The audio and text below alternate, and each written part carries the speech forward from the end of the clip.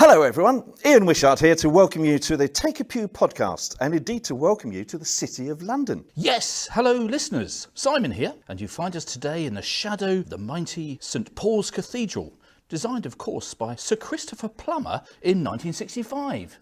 I'm not quite sure how it's happened, Simon, but I think you've somehow confused St Paul's Cathedral with the Sound of Music. Have I? Yes, I'm sure you meant to say that St Paul's was designed by Sir Christopher Wren in the late 17th century. Ah, OK, that sounds more likely. In any case, we are next to the big church to meet our guest this week, Gregory Centre. Oh dear, it's not going very well, is it, mate? What? We are at the Gregory Centre for Church Multiplication to meet its director and our guest this week, Bishop Rick Thorpe. Yes, that's what I meant. Now, I think I'm actually right in saying that Rick is the Bishop of Islington and oversees the Church of England's programme of church planting, both in London and across the UK. Sounds good. Although, how exactly does one plant a church? Must need a massive garden. Well, I'm not too sure, but it seems like this is the perfect opportunity to find out. Indeed it does. So, let's crack on. This is the Take a Pew podcast with the Right Reverend Rick Thorpe. Rick Thorpe.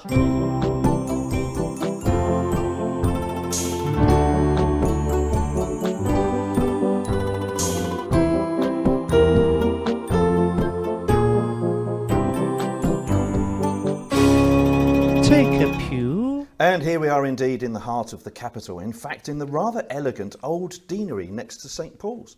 And we are delighted to be here to chat with the Right Reverend Rick Thorpe, the Bishop of Islington. Rick, thank you for having us here, and please take a pew. Thank you very much. Hello Rick, perhaps you could just introduce yourself to our lovely listeners. Thank you, it's great to be with you. My name is Rick Thorpe, I am 58, I'm married to Louis and we've got 3 children, Zoe, Barney and Toby. We have a Sprocker dog, who's called Murphy, and I was ordained in 1996, and I'm now the Bishop of Islington. Wonderful, thanks Rick.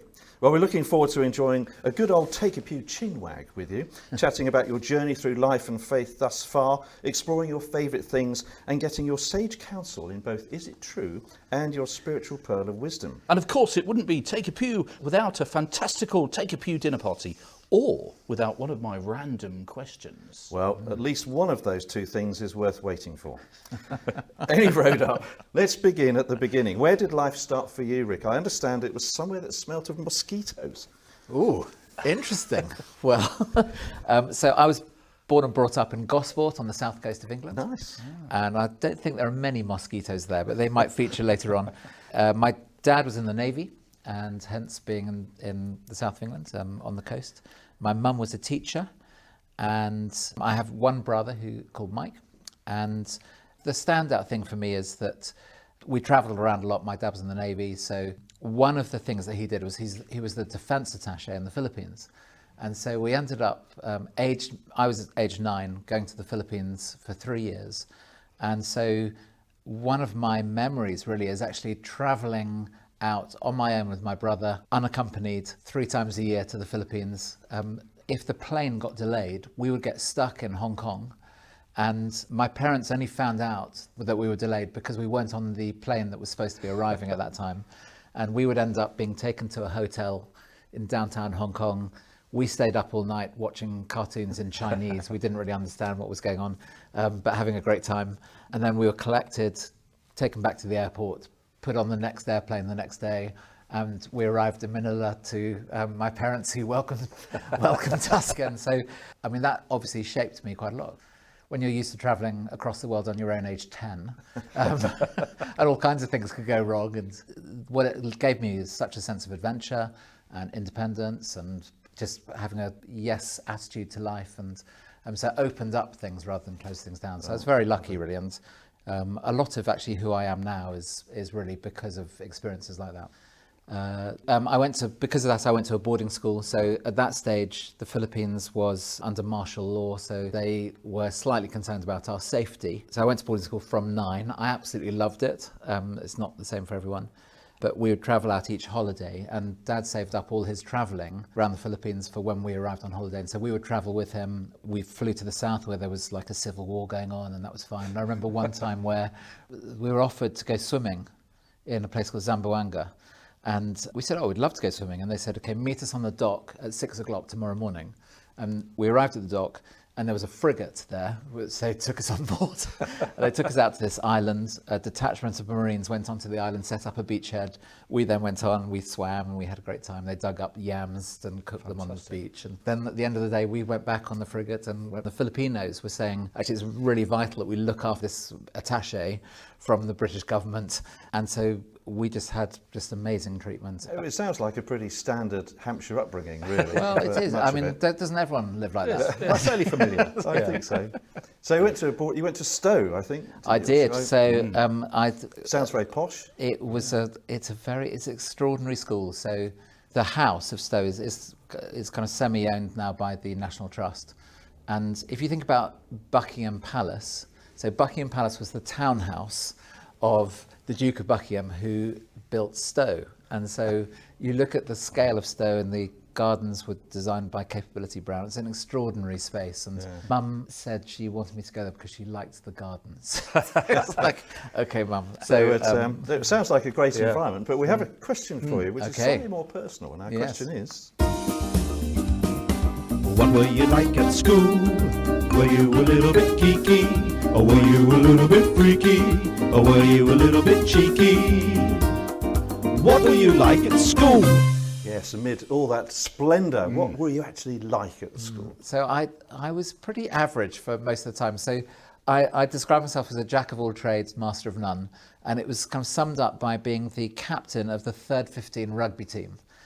There were 3 teams in That's good. in the senior school, and I was the captain of the third one. And the third 15 are always it doesn't really matter that much if you lose. It's kind of turning up is pretty good. And I ended up as head of school, which was that's pretty geeky. That's quite impressive. And isn't so and there was one occasion where someone damaged a tree that had been given by as a memorial, and I remember I'd heard about it in the morning from the headmaster, and I said to the prefect straight afterwards, call a school meeting on the south front steps, which is like the big steps going out from the main building. And within an hour and a half, the whole school had gathered, 700 or 800 people, and just speaking from these steps to this, I basically said, I want the person who did its name on my desk by the end of the day, and I can't guarantee what's going to happen to you. Gosh. And actually, sure enough, there was someone's name. Wow. Was capital punishment? What did you do? Yeah. I think they ended up having to pause their education for a few days. Okay. And then they came back, so it's fine. And do you think your schoolmates would be at all surprised to think you were going to become a bishop one day? I think they were. So I wasn't that religious at school. We did have chapel 3 or 4 times a week. I remember being invited to go to like a Christian holiday, and I said no. A good friend, dear friend of mine, Jonathan, who was the same year as me, prayed for me all the time I was there. And I didn't really, I describe it as my faith coming alive when I left school, but he was the first person I called at that point. So that was really important. Sounds like great times, and we've had a few recollections already, but we have a specific question for you, which is... What's your fondest childhood memory? What's your fondest of all your childhood memories? What's your fondest? Oh, yes, indeed. So we've had a few, as I say, a few memories. Is there one moment that you immediately go to when you think of your childhood? Well, there's one, I've given some of the fun memories and stuff. There is one memory that often comes back, which was arriving home from school, desperate to go to the loo, and the gates were shut at our house, and I couldn't get in. I just remember being absolutely desperate, and I remember I had to find this place where I could have a pee outside, and then just end up. My mum eventually realised that I was standing outside. So it's not a fond memory, but it is a memory, and it often comes back when I think I'm desperate to get this done. It's like that comes to mind. That's it's funny. It's not the first toilet-related memory we've had, is it? No, by any means. It's quite interesting. So certainly, I think that's a fair game. Yeah. So you then went up to the jolly old Midlands, I think, did you, to study? So I actually took a year off. Okay. First, I worked in Marconi, underwater systems. So related to the Navy, I was actually in a torpedo company, of all things. So I helped design some of the computer technology on torpedoes, and I helped design an underwater minesweeper. That was like an engineering trainee. And then went up to Birmingham University to read chemical engineering. And that was an amazing time. But from a Christian point of view, within a few weeks, the head of the Christian Union had found me out and asked. I ended up at a party where she was, just happened to be at the party, and we fell into conversation. She said, "Have you ever been to church?" And I said, "I used to go to church with my parents and went to chapel." And she said, "Oh, would you like to come to my church?" And I said, "Yes." And at the church, I found there was a sermon preached, and it was like, I must have heard loads of sermons preached, school and stuff. But it was the first time everything fell into place, and there was an appeal.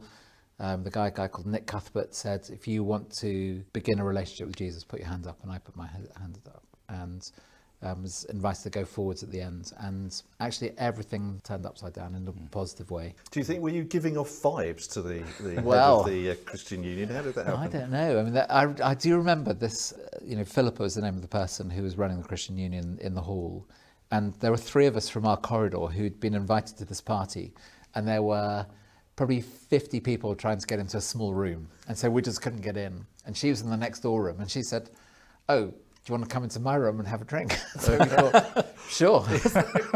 And so she invited all of us to go. And Philippa, now Philippa Stroud, who's Baroness Stroud of the House of Lords, introduced me to my now wife, Louis. Oh, okay. So it was, so it's played a very significant part in both of our So quite a lives. pivotal moment there. Indeed, Yes, indeed. wonderful. So, So you, armed with that newfound enthusiasm, presumably left university, went straight into theological training. not quite. Oh, So I got a few jobs in some summer holidays doing engineering stuff. So a random chemical waste disposal company near Southampton, I worked there. I worked for ICI, which is now defunct.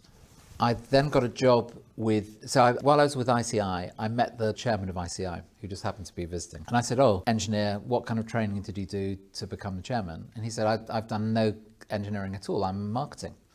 I thought, oh my goodness, marketing, that's the way to get to the top. And so I wanted to get to the top, of course. So I then started exploring marketing. And by the end of my final year, I just thought, I want to be a marketing person rather than an engineer. And so I applied for various jobs and ended up getting a job with Unilever. Which was quite a plum job, if I remember. I remember those I was sort of largely a contemporary, and I remember that was the place to go. Well, it's probably, like Procter & Gamble, Unilever, it's the leading marketing company. And there weren't many people who got the jobs. I was quite surprised that I got it. The training is like the equivalent of an MBA.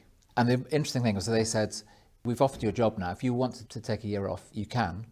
And we found that most of the people do, and we really value that. And so I took a year off, and I worked with the evangelist J. John. Okay. And so just marketing a different product. That's good marketing training. Yeah, absolutely. Yeah. And so I drove his car, organised his missions, carried his bags, and that kind of thing. So I spent a year with him, based in Nottingham, but we did like 2 months in Australia as well. So it was an amazing time. I've realised that I'm not an evangelist like he is. He was very used to giving these talks, and I'd heard a lot of them, and he was ill one carol service, and he said, "Rick, you do it." And I tried to give it in the way that he gave it, and it was like, I knew the words, but if you know J. John, he's very, he's got a high-pitched voice, he's kind of very loud and ebullient, and actually all the things that I'm not. But I loved it. Was just such a good year, and for me, in part, it was like I was just exploring whether I might end up in the church at some stage in the future.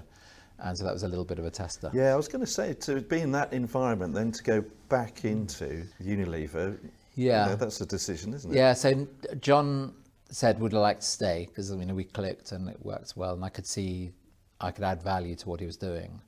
And he said, "Why don't you stay?" But I just felt actually very called to go to Unilever. And I didn't spend that long there, a few years, but it was I still look upon that time as being very fundamental and shaping of actually even today what I'm doing. So so useful. And also just having, if you end up in the church, having a, quote, normal job is just really useful for learning how business works, how to do a job, how to work hard, and also what it's like for other people as well. So and I loved it. We spent 9 months in Runcorn.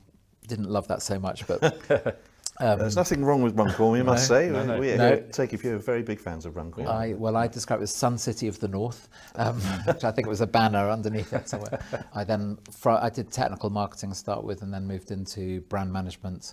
I so looked after things like Surf, Domestos, Sif, Persil, those products. But it was in the market that was large cash and carries, and so I spent 3 months on the road selling that stuff door to door and shop to shop and things. So it was a really great experience. And then at the same time I was going to Holy Trinity Brompton, and I was part of Nicky Gumbel's small group, and in the end he said, I would like to come work on the staff.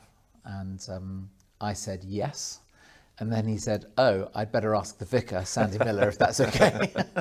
And so a few months later I joined the staff of HTB. Yeah, brilliant. I think you were doing some music stuff at that point. Was. Yeah. So at university, so I'm a little bit musical anyway. I played cello and stuff, and at uni I picked up a ukulele, and I think one of you's a ukulele player, isn't it? And Mark's got every instrument you could think of. So I started playing the ukulele, and in the chemical engineering department, Christian Union, which is very small. It's quite niche so far. Well, it's even more niche because someone said, would you, is there anyone who can do some music? And I said, well, I've got a ukulele in my study. Shall we use that? And so I led worship on a ukulele. Oh, fantastic. And then there was opportunities to lead on the guitar. And so I taught myself the guitar while I was in Unilever. And then when I was on staff, they just said, actually, we'd like to do more. And so I ended up as the worship leader at HTB for about 3.5 years. And had some extraordinary experience. I led worship in the Albert Hall the week after Eric Clapton was there. Fantastic. It's an amazing time. Because HTB is very well known for its worship being sort of Christian jargon for music, basically. Yeah. The worship was extraordinary. There were some amazing musicians. And I think the secret, that I kind of learned this very early on, is if you surround yourself with brilliant people, makes you look great. And so I knew that actually my skill was in leading the group and leading people in worship, and then surrounded by amazing musicians. I mean, and it's such fun playing with great musicians. Andy Piercy is a musician and worship leader, and he was on the team with us, and he taught me so much. But he actually demonstrated in some of the training that it doesn't really matter what chord you play, as long as you get the rhythm right, you can actually lead people in worship in an extraordinary way, so that as long as you're confident, you can actually get people singing in tune. And so it is extraordinary what is possible. So HTB, that was good. But at some point you made the jump to get ordained. I think you said. Yeah, so it's while I was there, HTB was involved in church planting, so starting new churches or bringing back to life old churches. And I just fell in love with that concept. I felt deeply called to it. In fact, there was one meeting I went to where I actually sensed God saying, you're going to be involved in this, and you'll be involved in doing this with hundreds of churches. And I thought, I stored that away, didn't tell anyone for like decades. But I felt that, and so I went forward for ordination saying, if I'm selected, then that would be great. I feel called to do this within the Church of England. If I'm not, then I'll do it as a layperson. And so it was a very simple choice. And I knew I needed theological training. And so in their madness, they said yes. And so I went to Oxford, to Wycliffe Hall, and studied there for 3 years, and then came back to HTB as a curate. Spent 9 years as a curate. And kind of ended up running the church day to day, because that was when the Alpha course was beginning to take off internationally. And so Sandy Miller, the vicar, Nicky Gumbel, the curate, they were travelling a lot around the world doing these conferences. And so my job was to keep the home fires burning. That was my role. Amazing experience. I loved it. You know, the extraordinary privilege of being there is the values that they've got, great generosity of giving what they've developed away to others. They're very ambitious for God, so wanting, in their words, to aim high, which I love, you know, just with great faith, but also expecting more than is possible humanly, but with God, anything's possible. But then also combined with a humility, always speaking well of others, and this sense of unity with the church, actually wanting to bless other churches and recognizing that difference actually can be a good thing, and also just persevering, just never giving up, keeping on going, and so that's I feel a lot of those values and almost DNA is something I've caught from people like Sandy Miller and Nicky Gumbel, who are clergy there. And I just am so grateful for everything that they imparted into me. And so in 2005, we then did it ourselves. So we went to East London. They finally got rid of you. They got rid of us. It was like they were trying to find some excuse. And so we ended up going to East London, to a place called Shadwell, just beyond the Tower of London, to revitalise the church. Bit of a culture change from. It was a culture shock, because I'd gone along a few times, and I remember when Sandy Miller, the vicar, just said, "We think you should go," or "Would you like to go?" And we actually said, "No, we're not going to." And he kept on asking us, saying, "Have you made the decision yet?" And we said, "Yes, we have." And it's like, in the end, we said, "Okay." I happened to be going to America, and we spent a week apart, saying, "Okay, let's pray, let's journal, let's see what God is saying." And I remember coming back home and sitting at the kitchen table with my wife, and actually we looked at each other and we burst into tears, because it's not something we necessarily wanted to do, but we felt very clearly this is what God is calling us to do. Great to have that conviction, though. Well, it made a difference, because Shadwell's 45% Muslim. Church attendance in the whole borough is less than 1%. And that's all the churches and all the denominations put together. So it's well under the national. I mean, the national average is 6 to 8%. And so it was like going to, even though it was the other side of London, it felt like a completely different context, different space, different. Did you have any friction when you first arrived there, saying, "Oh, we've come to revitalise and"? Well, there was a funny moment that I only heard about a couple of years later, where one of our team going said to a local clergy person, "Hey, I bet you're glad we've arrived." And this person had been in the East End already for like 20 years. And he made his mind up about, just saying, "Well, who do you think you are?" Yeah. And he didn't tell me for 2 years, but I was trying to work out why he was so frosty and why it was difficult. And I think we realised that quite quickly. I led it with a guy called Jez Barnes, who was an associate vicar with me. We just had this posture where we said, we want to listen, we want to serve, we want to just play our part. But it was a shock to them, where suddenly a group of, 20 people moved house, came with us from HTB, but then another 80 from around the whole of East London and South East London came and joined us as well. So straight away we were a church of 100, and that was also already one of the biggest churches in the borough. And so straight away it was a challenge to other churches, and we had to recognise, actually we had to walk humbly, trying to work out, okay, what are you calling us to do in this new space? How can we serve not just this church community, but actually the whole area, all the churches in that area. So essential foundations for what you do now, obviously. And you went to All Hallows as well, didn't you? Which we've Hallows been Bow to with Chris Rogers. Yes. St Paul's experienced revitalisation, and the church came back to life. There were 12 people. After about 5 years, there were about 150, 200 people, and we felt called to revitalise other churches in the borough. All Hallows was one of them.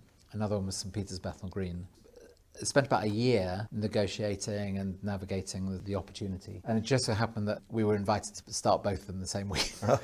And so I had one planter, Adam and Heather, who were amazing and spent 3 years with us, and we were left with 3 or 4 months to go, going, we haven't got anyone for this other plant. And Chris Rogers was introduced to me, and it's like straight away, absolutely, this is the right person. And he and Becky, amazing people, went there.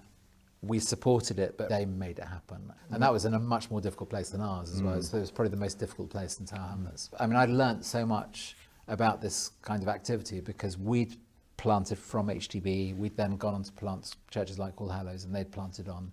So that's 4 generations of churches, all different contexts, all slightly different approaches and methodologies. And for me, I just began to get so excited about the opportunity, seeing churches come back to life and new people reached who weren't being reached before with the good news of Jesus.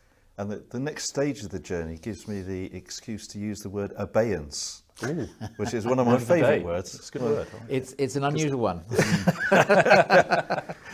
Which was taking a bishopric, I guess, Yes. out of abeyance in Islington. That's right. What was it like becoming a bishop? Was that a big deal? How does it feel? It was rather extraordinary, because I remember having a careers conversation with the Bishop of London, and I said to him that this is what I feel called to do. I'd love to enable this kind of activity to happen more and more. I was beginning to do more stuff nationally, as well as in London. We already had a a goal to start 100 new churches in London. He basically said, look, you're already acting like a bishop. There is this dormant see that is in abeyance. So you're right about the language, technical language.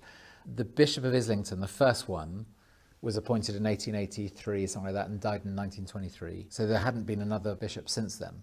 And so he spent about a year going around the official circles to bring this see out of abeyance and reviving the see, I think is the...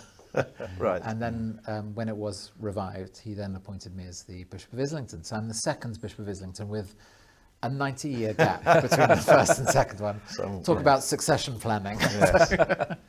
Based on your experience so far, what would you say were the 17 most important things in church planting? Okay, maybe just maybe Don't fewer. get me started. So the most important thing is to have a vision for it. So actually to say, we think this is the right thing to do. And that starts in a place of prayer, really, because you might see a new area or see a particular group of people and just think they're never going to come to us. So we have to go to them if they're ever going to hear about Jesus. We want to go to a new place, make disciples and form Christian community. So that's church planting. And when you start thinking like that, that's something that any church can do. It's something that any group of churches can start thinking in a wider area about who we're not connecting with. And so one of the things we've started to develop is language, which is very down to earth, asking questions like, who are we not reaching in our parish? And if they're not going to come to us, could we go to them? What we're about in our centre, you mentioned the Gregory Centre earlier, is creating new or renewed churches to reach new people in new and renewed ways. And is it going well? I mean, lockdown must have been a challenge. Well, lockdown, of course, was the start of hundreds of new Christian communities who were meeting in Zoom rooms. And so they were connecting with people they'd never connected with before. And of course, there's some who were just connecting because they were from other places, overseas even, tapping in.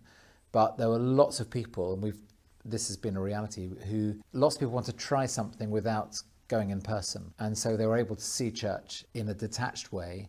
And there were so many people that we now hear about now.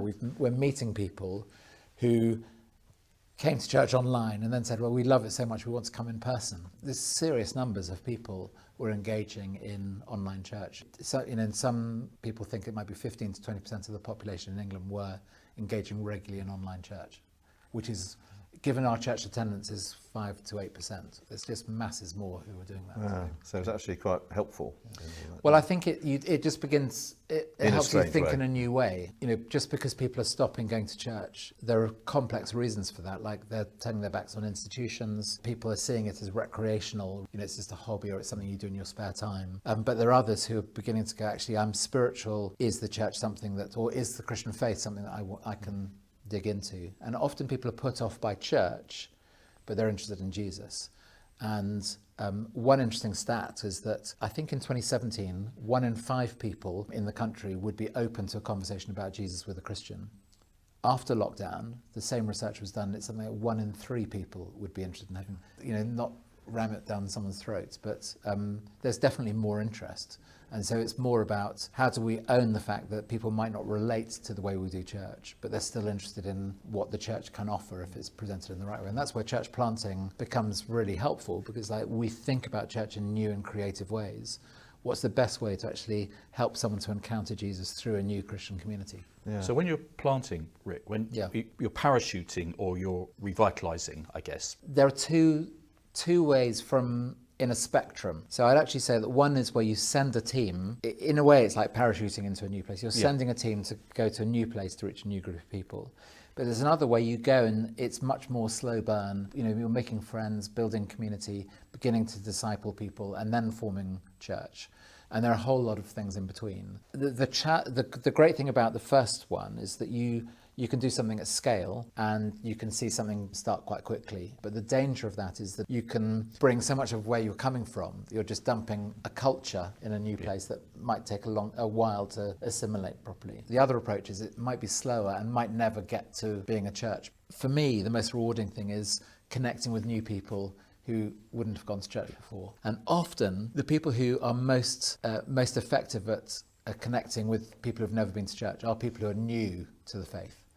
But I asked the question, if you invite your friends, what are they going to encounter? Do you feel confident about inviting them to this? Or do we need to adapt this, change the packaging? Remember my marketing? Yeah. Change the packaging. You don't change the product, the message of Jesus, but actually the way it's presented might need to be different so that it can connect with people who've already made the decision not to come to church. So actually that's why going to them makes so much of a difference. It would be great fun to literally to parachute in, wouldn't it? That is a great... Well, I have actually parachuted before. Oh. So this is another memory. So it was a thing at university where a sponsored parachute thing. And so I did the parachute jump. And then they said, look, we do have time for another one if you want to go up. And I said, oh, I'll go for it. The thing was, we had to make our own parachutes. They had to fold our own parachutes the second time. And there was that awful moment where I'm in the plane going up, thinking, I think I've packed it right, but I'm not sure. And there's actually no way out now. And that moment's where you're just hoping that it's going to open, that it was fine. You do all that stuff. You support the national church in doing all that. So you must travel a lot and it must be really, really busy. But I think you're also priest in charge of your own church as well, are you? Well, I would put inverted commas around. Oh, okay. So I'm the rector of St Mary Woolnoth, St Eben the King and St Clement Eastcheap, which is a parish in the City of London. And when I say inverted commas, I'm the technical legal leader of that parish. But one of the things that I was gifted with was a great pastor called Wale Agbaje, who came from Leicester. We met him. He'd planted a church in Leicester already. And he just said, look, we're looking for a place to start, have some small groups. Can we use your church? And I said, yeah, you're welcome to. And as I got to know him, he said, we'd love to start a church. Can we use this space? And it quickly became clear to me that, oh my goodness, but we need this kind of person in the Church of England. So he now leads a church of 250 people in their early 20s. They're majority Black, Asian, which is kind of the opposite to most of the church in England. And he is just a dynamic leader. And basically, he was leading this church already as a layperson. And so I just thought, well, we've got to get you ordained and let's try and accelerate your ordination. And in part, we're beginning to try and work out what are new ways to get new people like Wale to lead communities like this all over the country. And, asking the question, do you need to be ordained or do you need to be ordained straight away? And so he was a living example of having planted his second church as a layperson and just thinking, well, you've got a track record. We could just ordain you on the spot, but we'll just get some training into you. Then we actually ordained him early. He's just about to finish his training, but he's been ordained for a couple of years already. So it's moving everything into. It's good to be flexible, that sort of thing. Well, I think we need to be more and more flexible with some parts of the church. We've got this heritage which has worked well for centuries, but we are now moving into a time where things are so different in society, I think in the church as well, that we need some flexibility as well. And so that's a great example. And actually leading a parish church, my ideal would be that he becomes the rector as soon as possible. But, there are some legal hoops we need to get through. Perfect. Yeah. Well, it certainly sounds like you've got plenty going on. Do you get any time to relax and switch off? Oh, yes. I'm quite disciplined about time off. Good. What do you like to do when you do? Well, love walking. So we've got a sprocker called Murphy, who's 2-year-old sprocker. So a sprocker is a Springer Cocker mix. And he needs a lot of exercise. So Louis does a lot of the walking, but things like on a Saturday we'll drive out to the countryside and do a decent walk out there. And so I love that. A hobby of mine is fixing things. So it's kind of that engineer side, but I have a specialism in fixing phones. So if you've got a cracked screen, I'll fix it for you. Oh, wow. I wish I'd known that 2 weeks ago. Well, I do it very cheap, and I just enjoy it. So just working out online how to do it and then getting the parts and then fixing it. And there are various projects which are kind of on the shelf. In pieces, One of them is my son's Beats 3 headphones snapped, and so I thought, okay, I'll fix it. And then I realised I was completely out of my depth of it, so it took a bit longer than I thought. But I'm just waiting for a tiny part that I have to get from China. So that's the kind of thing that I Well, love. yeah. So do you dabble with some music still? I do not as much as I'd like to, partly because our family is so musical. So we've got guitars, cellos, keyboards, various wind instruments, electronic drum kits.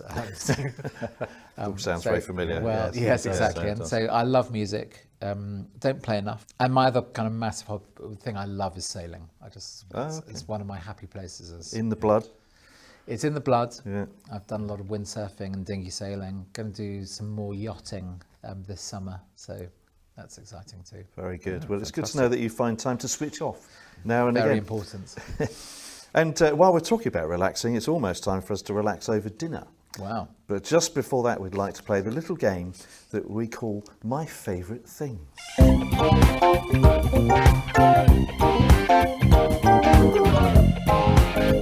My favourite things. Yes, this is a very easy game, Rick. We simply give you a series of categories, and all you have to do is tell us your favourite thing in each. Okay.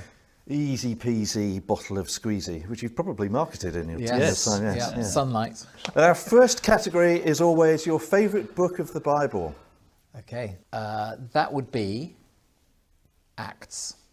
Correct choice. That's your favourite. It's my favourite. It's all about church planting and getting into Of trouble. course. Oh, yeah, absolutely. Yes, perfect. Yeah, very, very opposite. Well done. If you had to go Old Testament?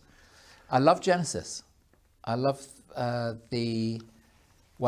do love the narrative stories and the things behind the stories, and just reflecting more and more on some of the why they've been put in the Bible in a particular way. So Yeah. it's good stuff. I mean, creation there's so much more that I'm discovering these days, particularly around some of the current debates. It's a key text. Yeah, So- it is. Oh, it's a great book, Genesis. There's so much in it. As you Yeah, say. there Very is. good. Very good. Your favourite sock?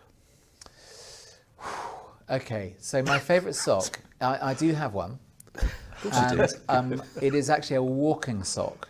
Ah, And the great challenge, the reason I pause slightly is that our dog eats socks, and it has been a bit of a problem, either waiting for the sock to come up or come through.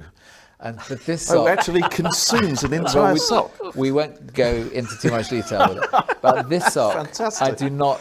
If he eats this sock, he will die because it's a big walking sock, and I'm just quite worried that he'll get his teeth into it. So, Very yeah. good. Excellent. Is that your right sock or your left sock? well, they're If you had to choose a favourite. ambisoctress. Oh, are they? They haven't got a little R and a little L. No. No, Okay. no. not like yours, Ian. Come on. You can't beat a good pair of socks, can you? I think. Socks.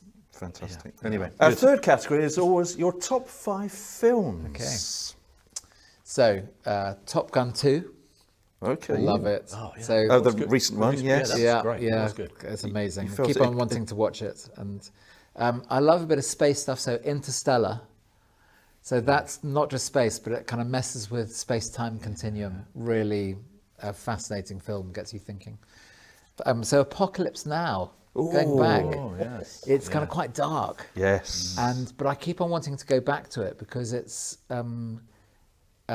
just has all the horror and all the frivolity of war, but also just the dark, what it can do to your head and stuff. So it's All a the fascinating Marlon film. Brando stuff. Yeah. Exactly. Lord of the Rings, particularly the third one, the speech, Aragorn. So that's all. I love all that. Space again, The Martian. Have you seen that one? So it ends up on a spaceship with who's the actor? Matt Damon, is it? That's right. And he ends up being left on Mars on his own.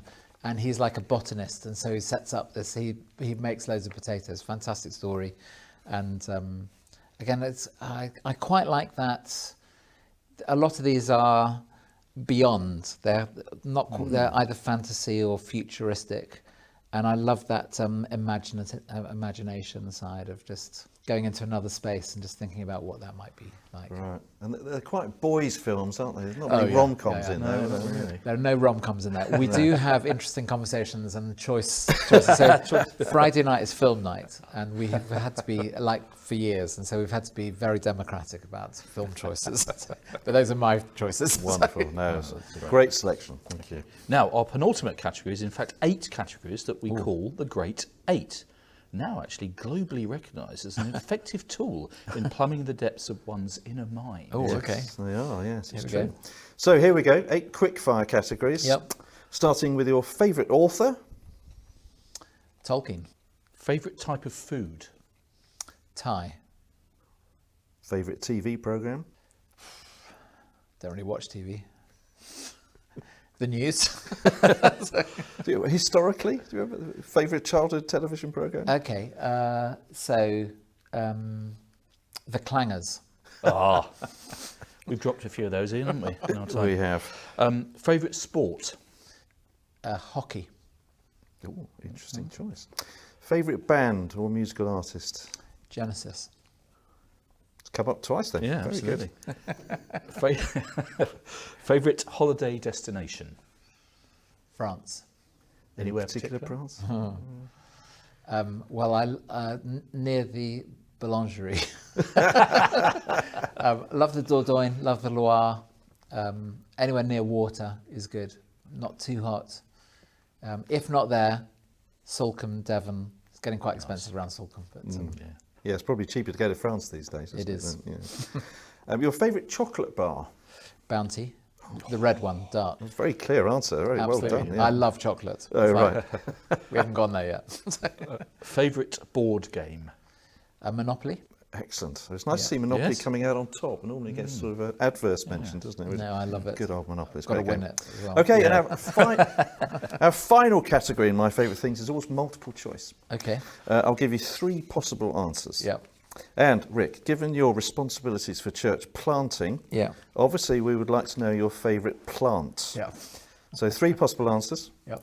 The notably powerful Anglo-French dynasty of the late Middle Ages, the Plantagenets.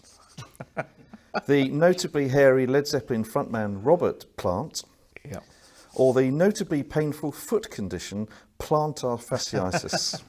Well, it would have to be the Plantagenets, who have a fantastic history. If I was to actually read history stuff, I quite like reading some of that historical. It needs to be the historical fiction around that, just to keep it zany. But that would be my choice. They were immensely powerful, the Plantagenets. Yes. Yeah, or Plantagenets. Yeah. Plantagenets. Plantagenets. That was, well, I think that My Favourite Things has yet again come up trumps. And I feel we've all justified a slap-up meal, which is handy because... It's the fabulous Take a Pew dinner party. The miraculous Take a Pew dinner party. The food is quite irrelevant and some of the guests are odd. It's the impractical, fantastical Take a Pew dinner party. Yes, Rick, let's journey in our minds to the Take a Pew dining room as we give you the opportunity to assemble perhaps one of the best dinner parties ever witnessed. A quick reminder of the rules. Obviously, you can have all of your family and friends at the party, but there remain 4 empty chairs for you to fill. Yes, and to do that, you have to select one person from any time in history, dead or alive, a cartoon character, and a non-domesticated animal. And then on the final chair, we find a gramophone player, which will play the single piece of music of your choice throughout the dinner. So, Rick, as the aroma of roast swan emanates from the kitchen, your first choice. Your first choice, the one person from the whole of history that you would choose to join you for dinner. And remember, it can't be anyone who appears in the Bible or any of your family. Yeah, so I would choose Horatio Nelson. So obvious naval connections, but I was fascinated, still am fascinated by Nelson. He was a brilliant tactician, brilliant naval officer, but also he broke the rules. But not in a bad way. He just found new ways of doing things that people assumed was the way you did things. So, for example, his greatest victory was on HMS Victory at the Battle of Trafalgar, where he, rather than 2 lines of battle, he broke the French and Spanish line of battle in 2 columns, absolutely cutting off a whole third of the enemy fleet. And so he was able to do much more than he was able to do normally under those circumstances. So I'd love to get inside his mind. I think he might have been quite awkward, but He was a bit of a rascal, wasn't he? well, yes and no. Yes, he did have a little thing on the side happening, which I think I need to have a quiet word with him and hear his confession.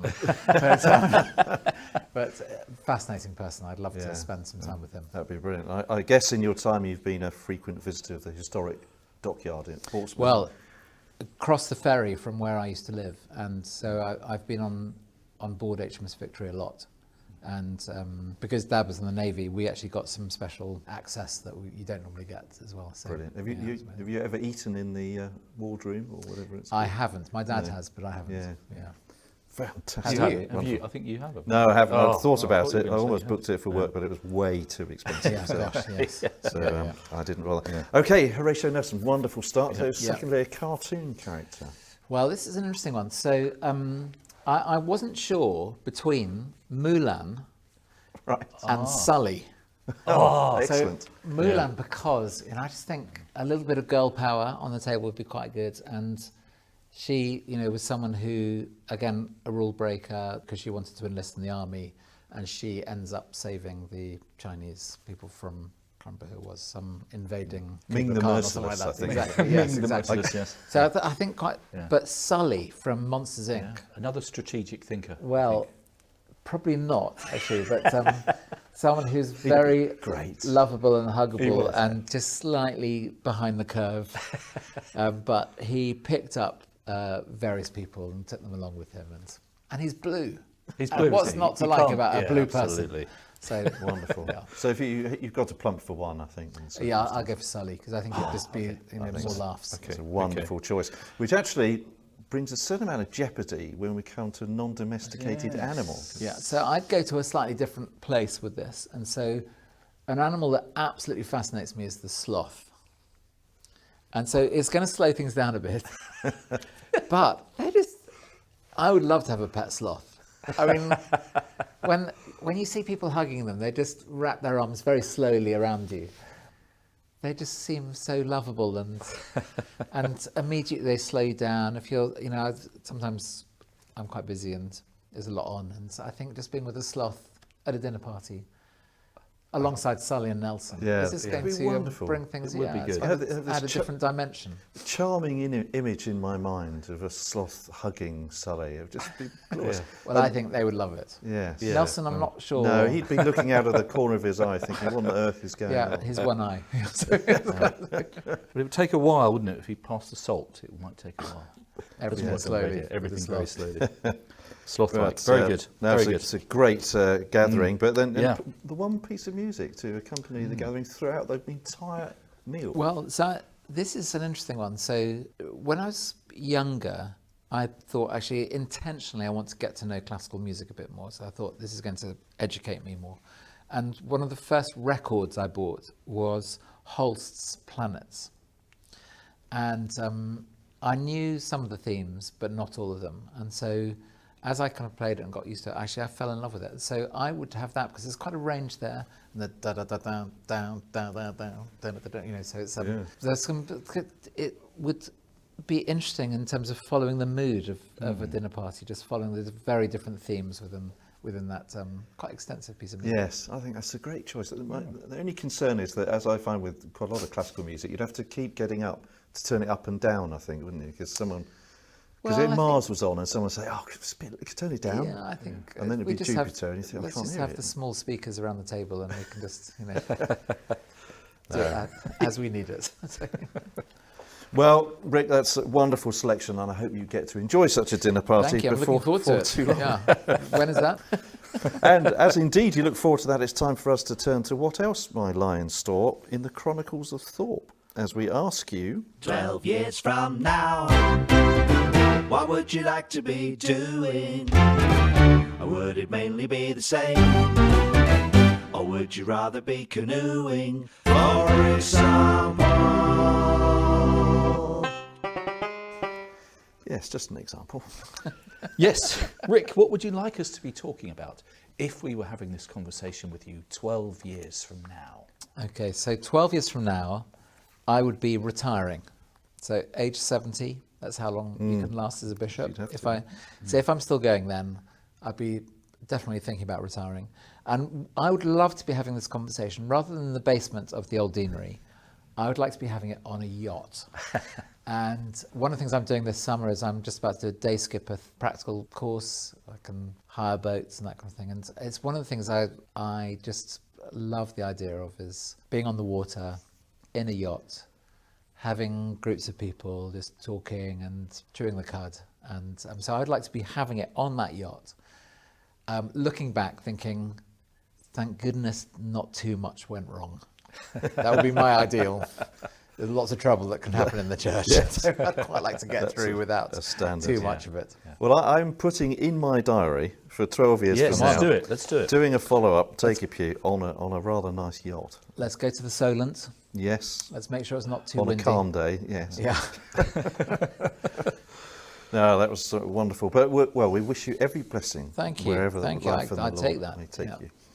And with that, we come to the final section of the show, wherein we like to raise the intellectual Oh my stakes goodness. somewhat. Have we not had it quite intellectual already? It gets worse. Yes, in just a minute, Rick would be delighted to receive your spiritual pearl of wisdom. But just before that, we would appreciate your help in addressing another bone of contention relating to the Bible in the little part of the show that we like to call... Is it true? Is it true? Is it true? Is it true? Yes, is it true? The part of the show I know you've been waiting for. And this time, we would appreciate your help in addressing the popular contention that Jesus had a seemingly irrational dislike of church or temple-based charity fundraising events. Now, this apparently stemmed from the time, as recorded in Luke chapter 2, when the 12-year-old Jesus went to the temple in Jerusalem with his parents, and they got caught up in the excitement of the annual Passover bring and buy sale. So pleased were Mary and Joseph with their newly acquired second-hand jigsaw that they managed to spend a day travelling towards home before they realised Jesus wasn't with them. Of course, they found him when they went back to the temple, by which time the bazaar had finished. And understandably, the young Jesus would have been irritated and probably traumatised by the whole thing. And this formative experience clearly came into play much later in the story. Jesus had made his triumphal entrance into Jerusalem in the build-up to another Passover, and already stressed by the knowledge of how the week was going to end up, and further irritated by an unfortunate and somewhat strange skirmish with a fig tree, Jesus enters the temple. And what does he see before him but another jumble sale? Mark's Gospel tells us that clearly enraged, Jesus began driving out those who were buying and selling there and overturned the tables of the money changers and the benches of those selling doves. I understand that the early versions of the scripture also included reference to upsetting the stall holding a variety of crochet-based hats and saving particular wrath for the elderly lady inviting people to guess how many sweets were in the clay jar. And so this perhaps uncharacteristic episode seems now to make perfect sense. But Bishop Rick Thorpe. Is it true? Is it true? Is it true? Is it true? Yes, is it true? It sounds very credible to me. Well, mostly. The crochet hats, of course, were there.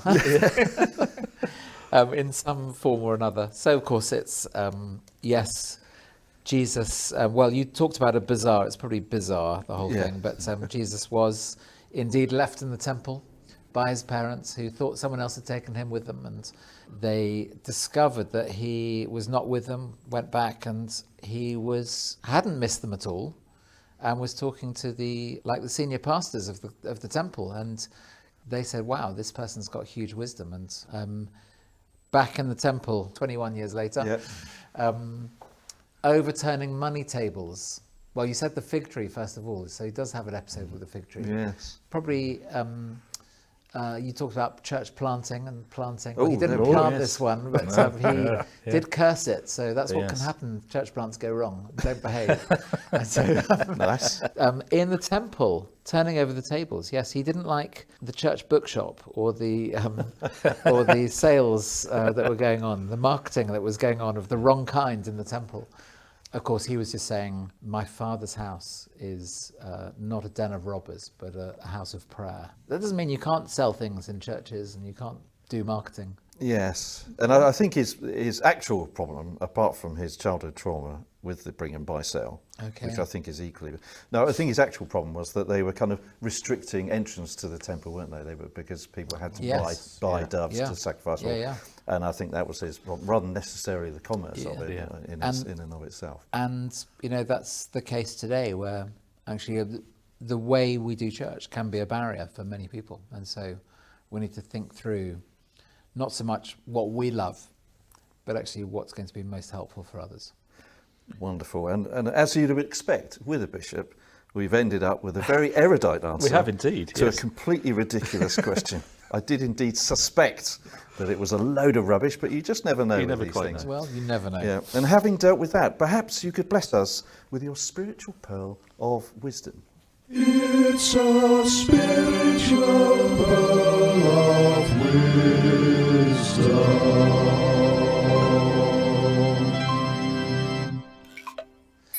So I'd like to tell you something about what I've learnt about making disciples. So I said earlier, Jesus' command at the end of Matthew's Gospel, go and make disciples of all nations, baptizing them and teaching them to obey everything I've commanded you. So how do we go and make disciples? Well, I was discipled when I first came to faith at Birmingham. Someone helped me to read the Bible and to pray, and that was an amazing experience. And they encouraged me to do it with someone else, and so I'd started doing that with someone. And actually at HTB it became my practice to disciple people and spend time helping them to grow in their faith. And so I've done that many years with many tens, maybe hundreds of people. There's one thing about 8 years ago that someone said to me, you are missing a key question. And that key question will enable you to see masses more fruit than what you've seen already. And here's the question. Who are you discipling? So I've discipled a lot of people, and it's gone one generation deep. But if I had asked that question to the people I'm discipling, who are you discipling, then it would have multiplied out, because one of the questions they would ask if they started discipling someone else is, who are you discipling, and who are you discipling, and so on.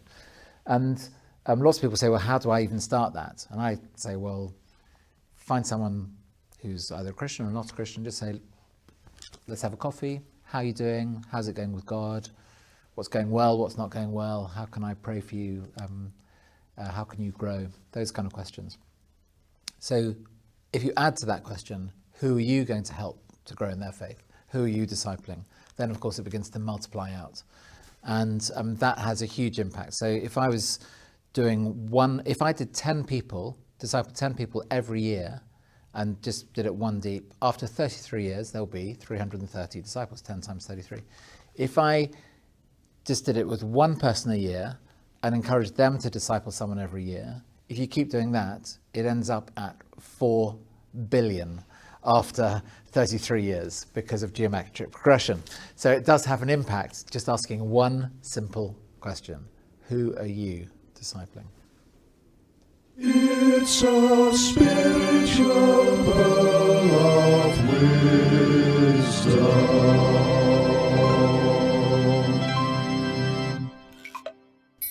Well, thank you very much for that, Rick. And our time here is very nearly up, leaving us only with the final feature of the show, the part which single-handedly disproves the popular adage, better late than never. And that is, of course... Simon's random question. Simon, what is your random question for Rick? Well, Bishop Rick Thorpe, my random question for you is this. I'm sure that your duties as a bishop involve lots of important meetings. But if you could be a fly on the wall of any meeting in history, what type of fly would you be? Yes, very important question. Oh, gosh. What kind of fly would I be? Well, that's the kind of question that stumps you, because that is so random.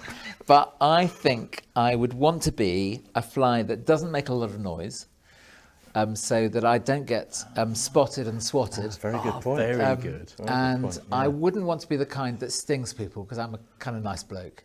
And I would want to be quite small kinds of flies that I can get through the mesh so I can find a way out. Yeah, that's a very. So there you go. Rick, you turned that round into a very sensible answer.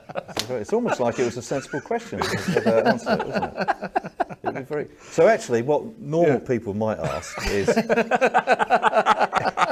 if you could go back to any meeting, fly on the wall, any meeting in history. Yes. While we're here, we might as well find out. What do you think? What meeting would you go back to? Well, I think it would be amazing to be in the room when Jesus appeared to the disciples. And they were scared witless. They didn't know what to expect. And then suddenly he's in the room. And that is like a pivotal moment in history where the resurrected Jesus, the one who split time in two, turns up alive, having been dead. And I just think, oh my goodness, the emotions, I don't know if flies feel emotions, but the emotions that would be experienced at that moment would just be absolutely extraordinary. To be there, to see it, to see the disciples, Mary and so on, their response would be phenomenal. I think that would indeed be quite a good place to go back to, wouldn't it? Well, Simon, by my calculations, you have asked 37 random questions and have still to come up with anything remotely edifying. Oh, don't worry, mate. I'll keep trying. Yes, I'm sure you will. But the fly was quite good. You know, just But in any case, that was Simon's random question. And so, Rick, I'm sad to say that that's us all done for another episode. It's been great chatting with you. Thank you for having us here, and thank you for being on the show. thank you so much. And dear listeners, thank you once again for listening. It's not too late to subscribe to the show, it is free after all, or to follow us on Instagram, Twitter and Facebook to make sure you keep up to date with the latest Take a Pew news. Simon and I will be back with more faith, fun and flights of fancy very soon. But in the meantime, it's Toodle Pip from me. And tatty bye from me. Join us again next time as we Take a Pew.